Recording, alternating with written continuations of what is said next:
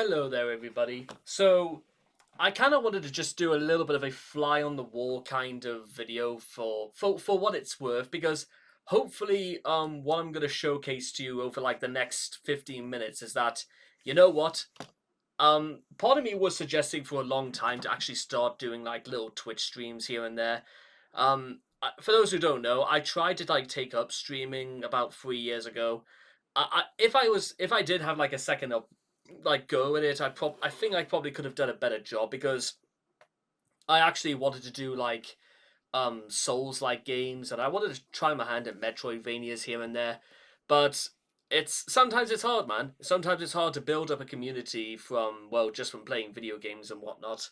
Which is why the people who are doing it, and fair play to them. But I'm just gonna say for the record right now, over the events of Twitchcon, just over these last couple of days, quite frankly, I'm probably going to be the first to say I would never go to Twitchcon.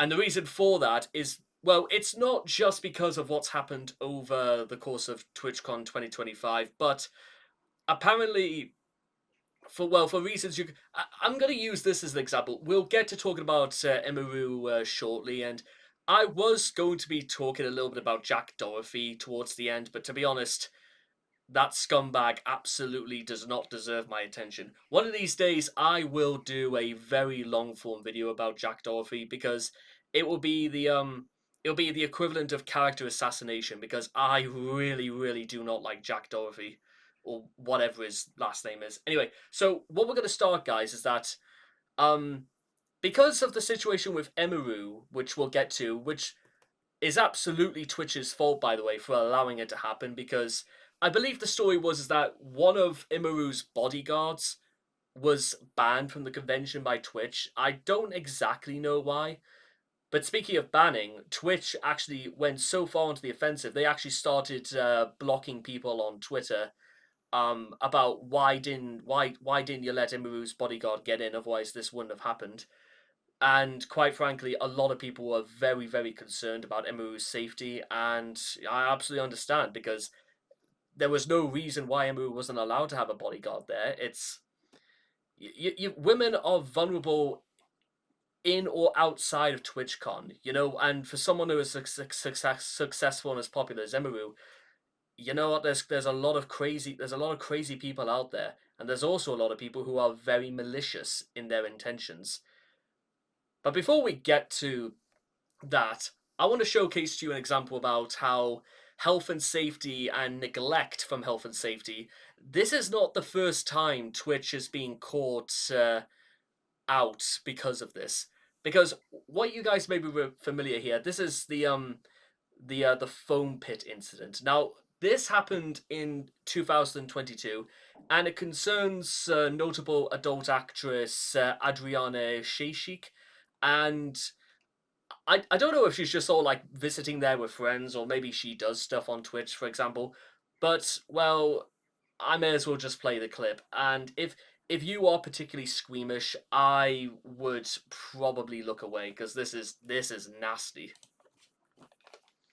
So oh my gosh! Big some sense of her own. You good? Great victory there. Trying and I can't get out. Are you okay? yeah, She's held down by the Biffle medic. Gravity. No, she's fine. All right, we'll make sure she's okay. Get her out of the pit. Landed on her tailbone. Yeah. Now she lives in the pit now, kind of thing. yeah. You could hear the expression there. Yeah. Now she lives in the pit now, kind of thing. Now she lives in the pit, and they say that even though, like, in the span of about 3 seconds, it's become obvious that Adriana is absolutely, without wanting to necessarily showcase to you guys the after effects of what happened, because Adriana's not in apparently this wasn't even the first time Adriana had been involved in some sort of back related injury, but falling on your tailbone, listen, that sort of thing has happened to me before. 10 years ago, I I remember just I was when I was with the NCS, we were all walking home, and it was like quite dark. It just been raining. One wrong step somewhere, I slipped and I fell. I did one of those things, like one of those cartoony sort of like runs where I kind of like tried to regain my balance, but then I sort of like I kind of half leapt into the air and then just landed square on my back, on my butt, and well on my coccyx if we're going to be specific. And the results, the injury that I got to my back was that it was near impossible to run for a whole week. It was just as difficult to actually start walking for a very long, and I did receive medical attention if anything like that. Adriana, however, this was quite a lot more serious, and part of that is because of the actual layout of this pit. First of all, cube foam that's not what I would call a healthy looking way to like fall, because the edges and stuff like that, these things do not look even particularly very soft. Also, as you can sort of see through the perimeter, this is not exactly this is what they call a shallow pit. As a result of this, that will literally make no ounce of difference whatsoever. Adriana basically, she sort of just fell onto her back, and yeah, honest to God, like the fact that if somebody told me, I would have said no immediately, because that's about as big an aspect to showcase that no, whoever set this up was almost asking for a lawsuit, because this is a death trap. And I don't know if it's like for what they're worth. We could actually yeah, because some of the comments go, imagine being the announcer who lives in the pit now after you find out someone's just broken their back, landed on a tailbone, it's a horrible injury. Yeah, it gets worse, guys, because if you actually look up when you go to YouTube and stuff like that, yeah, honestly, well, I'll show. Twitch streamer Adriana Chechik has given us an update since her unfortunate back injury. At Twitchcon last week, she broke her back in two places, leading to questions about the event's safety measures. It turns out that the injuries were somehow worse than previously reported, and include nerve damage to her bladder and multiple broken bones. Since the incident, she's had 2 surgeries, the first of which took 5.5 hours and was ultimately successful. She was released from... Again, guys, I want you to put this into perspective. Forget about, Adriana's adult film career for 1 second. Forget about her Twitch streaming career for 1 second. All of this could have been avoided. That is the absolute killer aspect I want to point out to people about this. This should never have happened. And honest to God, because I've even heard a story that they did another thing with a ball pit and somebody broke their ankle in 3 places. Breaking your ankle at all it's a dreadful thing to happen. Breaking it in 3 places, honestly, I the first thing that'll be going through my mind is they'd probably have to amputate my foot if that sort of thing happened. And yeah, they had to have Adriana, and who's going to cover her medical bills? That's what I need to know. Hospital after the second one. To make matters worse, it appears as though some people are questioning why she jumped into the foam pit in the first place, forcing her to post the obvious, that she assumed that all safety precautions had been made and that victims are not to blame. Twitch have yet to comment on the situation, but they... I have absolutely no idea whether they ever did, but what I wanted to showcase to you guys with this is that because... well, as you can see, Twitch clearly did not learn their lesson when it comes to... because, listen, guys, whether you're working in hospitality, whether you're, like, running a restaurant, running a hotel, hosting a convention, what is the single most important rule, like, before anything else, guys? It's to keep your attendees safe. Remember, guys, and this is why we're coming up to Emiru in a second, well, right now, if we're being fair, is that they are coming here because you are wanting to give them an experience, not a life sentence. And if that got any worse, well, let's move on, because 3 years down the line and Twitch still have not learned a thing.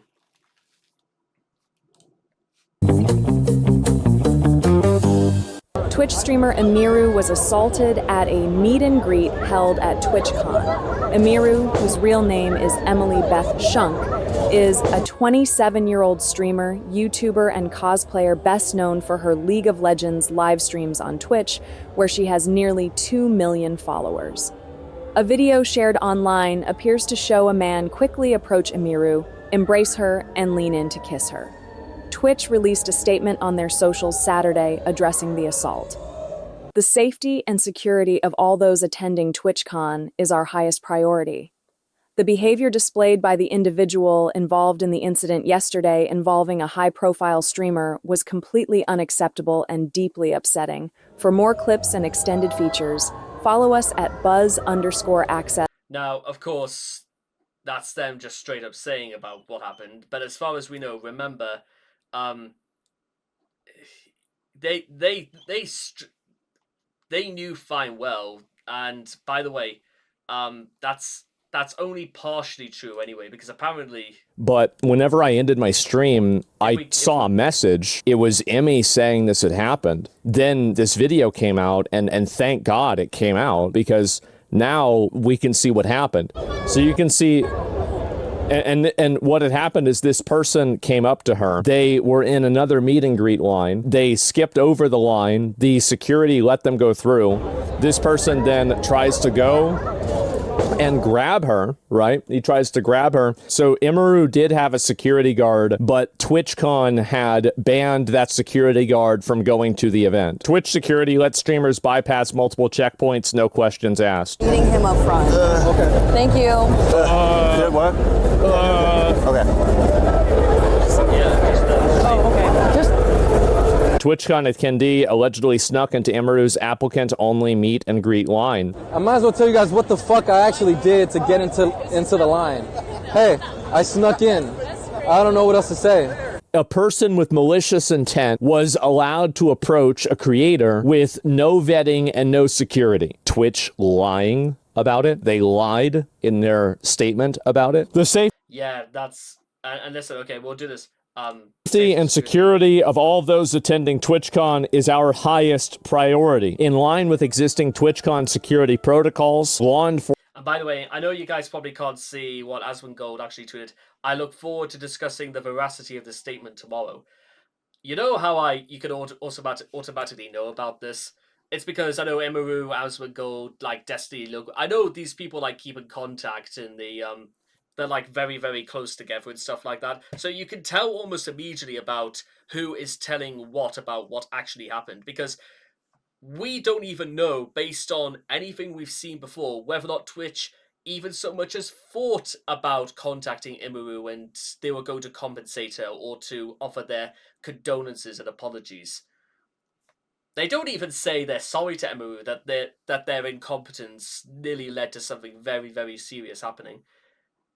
It's probably for the same reason they didn't say to Adriana 3 years ago that they were sorry or anything like that. I'll tell you why they're not sorry. Because they don't think they've done anything wrong. Yeah, sorry guys if I have to break the news to you, but that's the reason why they're not saying they are sorry. Because they generally don't think they are. Because they have no accountability. And in case you're thinking that's being a bit harsh, well, why was this ever allowed to happen? I'm just saying.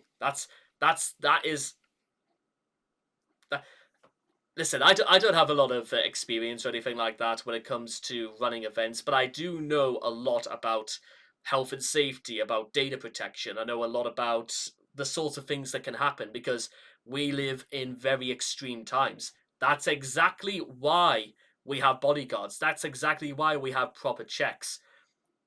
Because Lord knows, the day will come when somebody sneaks into an event and several dozens of people are killed or injured. Now, with that being said, you know, not everything can be prevented. Because some people may remember 8 years ago at a concert in the Manchester Arena. What was it called? An Ariana Grande concert where, you know, a terrorist incident happened, and like so many. Again, who's to say at some point that because of their incompetence, something like this is going to happen again. Because let me tell you something right now. If it does, if anything like this ever happens again, anyway, whether it's somebody sneaks in to a convention, somebody has an accident caused by the way Twitch have laid things out, and it took because how many more incidents are we gonna get? Is it gonna take a Twitch streamer to break her back for the third time? Is it gonna take somebody to be nearly physically and sexually assaulted? And then before you know it, somebody will be shot. A lot of people are going to be injured, and Twitch will have lost complete and utter faith in people going to their events ever again. Because what on earth am I supposed to say to that? It's probably for this.